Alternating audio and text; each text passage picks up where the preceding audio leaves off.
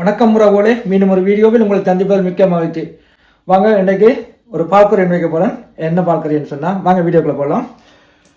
கறி மிளகாயில் ஒரு பால்கறி இதை நான் க்ளீன் பண்ணி எடுத்துருக்கிறேன். சின்னதாக வெட்டுறது இல்லை, இந்த மாதிரி சைஸில் வெட்டுவோம்.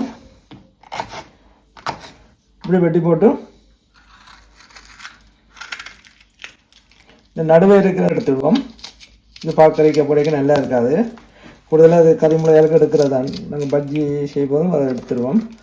எடுத்துட்டு இதை அப்படியே ரெண்டாக்கி போடுவோம்.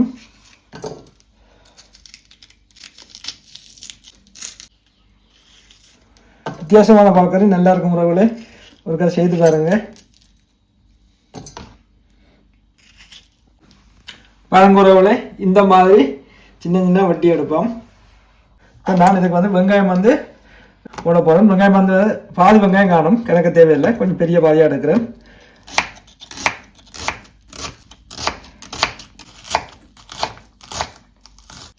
பெரிய பாதி வெங்காயம் எடுத்து சேர்ப்போம். ஏற்கனவே இதில் ஒரு மிளகா தானே, அதுலேயும் ஒரு உரைப்புத்தன்மை இருக்குது. நான் சின்னதாக 2 பச்சை மிளகா போட போகிறேன். என்னென்னு சொன்னால், அந்த பச்சை மிளகா பால்கறிகளை போடும்போது கறி நல்ல வாசனை கொண்டு வரும் இல்லவா, அதுக்காக போடுறேன். இது கொஞ்சம் சின்ன மிளகா தான், 2 மிளகா போடுறேன். ஏற்கனவே அதில் மிளகா தண்ணி இருக்கிறபடியா, காரத்தன்மை இருக்கிறபடியா கணக்கு தேவையில்லை. பாருங்க உறவுகளே, ஏற்கனவே ஒரு தண்ணித்தன்மை உள்ள மிளகா அதனுடைய கொஞ்சம் அரைக்கப்பளவில் தண்ணி விடுறேன். பிறகு கொஞ்சம் பாலும் விடணும். தண்ணியெல்லாம் விட்டாச்சு. கொஞ்சம் உப்பு போட்டுட்டு, உப்பை அளவாக போடணும். ஏன்னு சொன்னால் கொஞ்சமாக தான் கறி வரும், இதை பார்த்து சேர்க்கலாம்.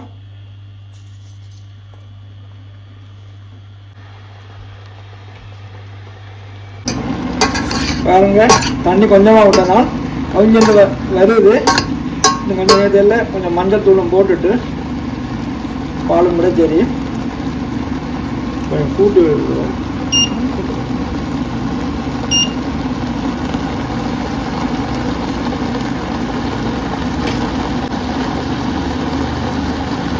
கொஞ்சமாக மஞ்சள் தூள் சேர்க்கிறேன். இது நல்லா மசிக்க தேவையில்லை.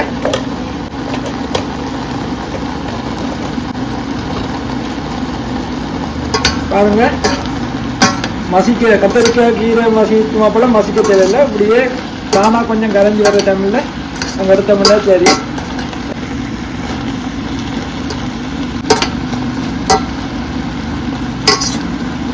சரிக்கு நான் பால் சேர்க்க போகிறேன். அவிஞ்சிட்டு கொஞ்சம் பால் விடுவோம்.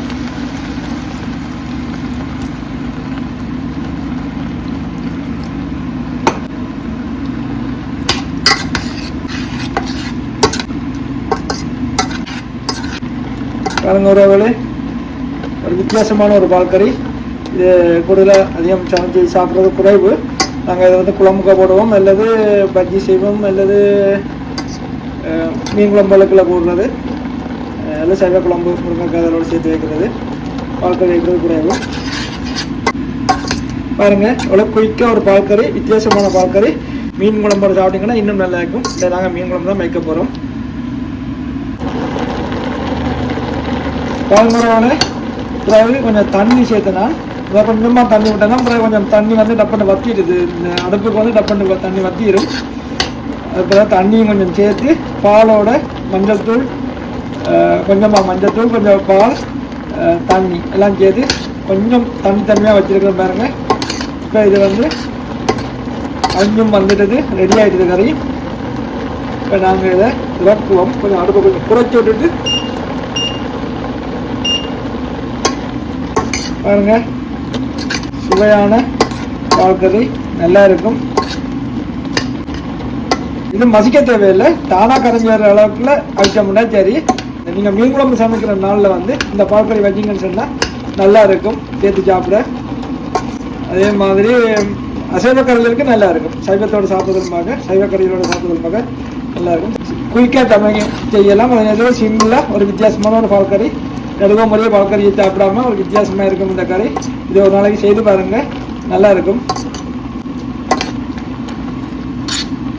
பாருங்க, இப்போ நான் அதை மசிக்கவும் இல்லை, சும்மா பிராட்டி விட்டான்னு வந்தனால் மசிக்க தேவையில்லை. நீங்கள் வேணும்னா மசிச்சும் சாப்பிடலாம். ஏன்னா தோல் நாங்கள் சாப்பிடல வரும், அதை நாங்கள் இப்போ எடுத்து எறியலாம். இந்த மாதிரி சாப்பிட எறியது கண்டா கொஞ்சம் பெரிய துண்டாயும் போட்டு இருக்கிறதுனால கொஞ்சம் ஆற விட்டு தேஸ்காய் புளி கொஞ்சம் சேர்த்தா சரி.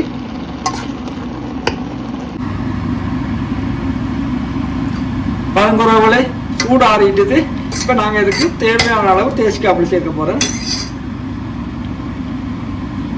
எனக்கு தேவையில்லை, கொஞ்சம் கறி கொஞ்சம் தானே.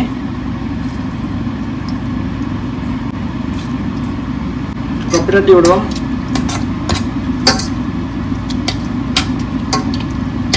பாருங்க உறவுகளே, பாருங்க இப்படி இருக்குது பாருங்க. பாருங்க பார்க்க ஒரு வித்தியாசமா இருக்குல்ல, நல்லா இருக்கும். இதே ஒரு துண்டு துண்டா நீங்கள் எடுத்து சாப்பிடும்போது ஒரு வித்தியாசமான சுவை நல்லா இருக்கும்.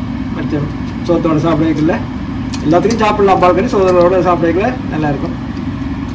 பாருங்க இந்த தோலெல்லாம் தானே கலண்டு வரும். நாங்கள் எடுத்து சாப்பிட போய்க்கல, அதுக்கு தான் கொஞ்சம் பெரிய பீஸாக பெற்றது, மசிக்கே தேவையில்லை.